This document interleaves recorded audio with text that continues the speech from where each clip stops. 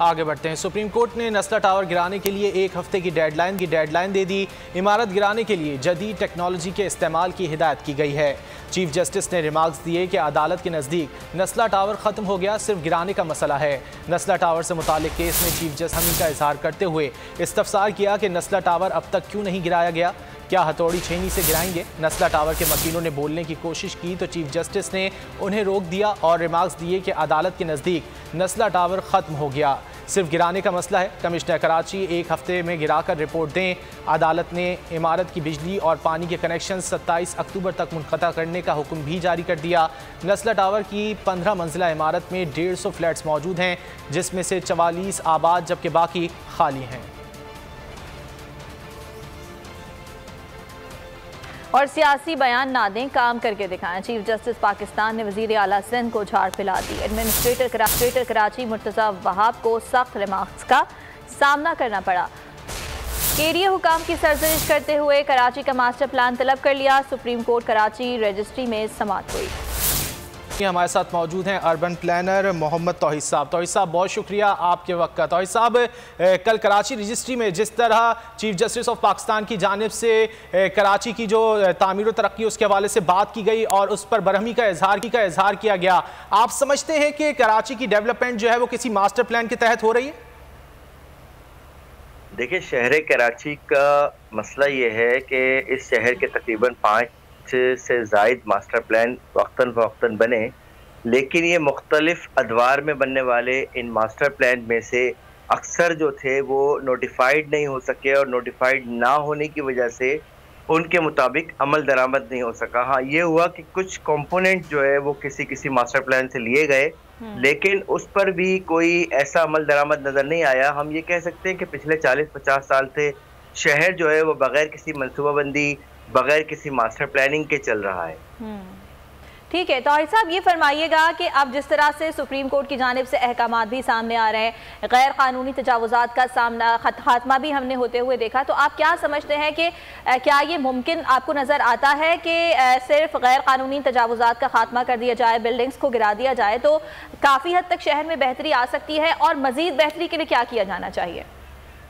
देखिए, पहली चीज़ तो ये है कि जो बिल्डिंग के बायलॉज हैं उनको देखने की ज़रूरत है। अगर बिल्डिंग बायलॉज पे जाने की बात करें, आप सिंध बिल्डिंग कंट्रोल अथॉरिटी के बायलॉज के मुताबिक बात करें तो इस वक्त पूरा शहर जो है उसमें यानी कि 90% वायलेशन है। शायद ही कोई बिल्डिंग ऐसी निकले जो कि SBCA के कवायद के मुताबिक हो। पहला मसला तो ये है, क्या अब दो सूरतें हैं, क्या हम तमाम बिल्डिंग्स को, पूरे शहर की 90% बिल्डिंग्स को जो है वो गिरा दें, या फिर दूसरी सूरत ये कि हम जो है वो उस पर मुशावरत करके देखा जाए कि दरमियानी रास्ता जो है वो क्या निकलता है। दूसरी जो अहम चीज़ है वो ये है कि देखें, इस वक्त शहर कराची में सिर्फ एक बिल्डिंग का ही मसला नहीं है, बल्कि अगर बुनियादी सहूलियात की बात करें तो सेहत की सहूलियात, पानी की फराहमी और बहुत सारे मसाइल हैं। लेकिन ये सारे मामलात हम जो देखते हैं वो नज़र ये आता है कि वो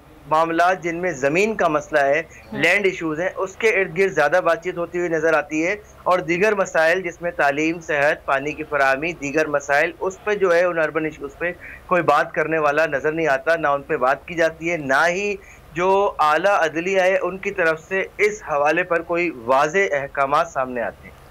अच्छा तौहीद साहब, कल हमने देखा कि केडीए की खासी सरजनिश की गई है और जिस तरह तामीरात हो रही हैं कराची में गैर कानूनी, उसको देखते हुए तो ऐसा लगता है कि केडीए अपना काम अंजाम नहीं दे रही। देखिए, तामीरात का मामला केडीए का है ही नहीं, केडीए का मामला तो सिर्फ ज़मीन का है।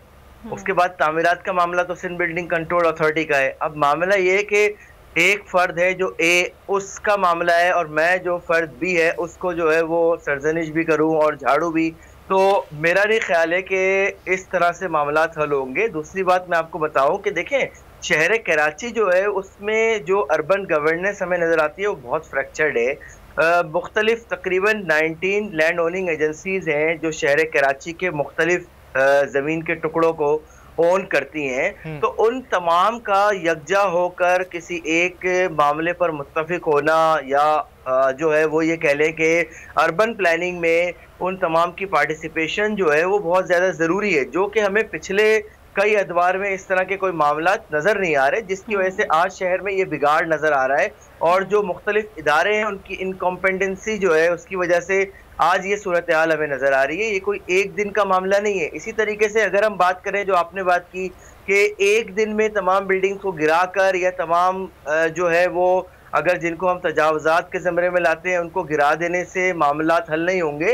ये अगर हम कहते हैं कि ये 40 साल की नाक़िस कारकर्दगी है इदारों की, तो उसको थ्रू प्लानिंग प्रोसेस जो है वो डिफरेंट फेजेस में डील जरूर किया जा सकता है, लेकिन एकदम पूरे शहर कराची में एक हलचल और एक भूचाल की कैफियत लाने से कोई नया शहर बसाना इंतहाई आसान काम है, वहां पे प्लानिंग भी की जा सकती है, लेकिन पहले से मौजूद एक शहर को सही करना ये थोड़ा मुश्किल काम हो जाता है।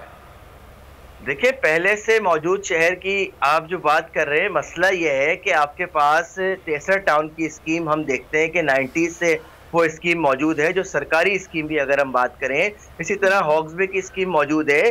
तो क्यों हुकूमती इदारे जिनकी इन दोनों स्कीमों के हवाले से जिम्मेदारी है, अपनी जिम्मेदारी पूरी करने से क्यों गिरेजा है, क्यों कासिर है? जबकि देखिए, इतना ज्यादा दूर DHA सिटी शहर से दूर और बहरिया टाउन शहर से दूर होने के बावजूद ना सिर्फ बस जाता है, बल्कि एक कामयाब जो रियल एस्टेट प्रोजेक्ट के तौर पर सामने आता है और शहर की एक बड़ी एलिट क्लास जो है वहाँ पर मूव कर जाती है।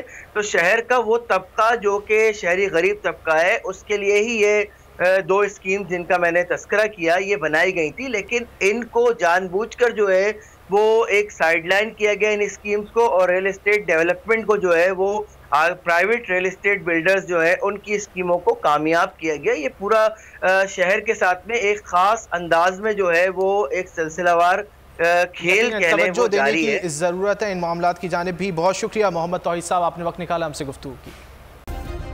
सब्सक्राइब करें और बेल दबाएं ताकि कोई खबर रह न जाए।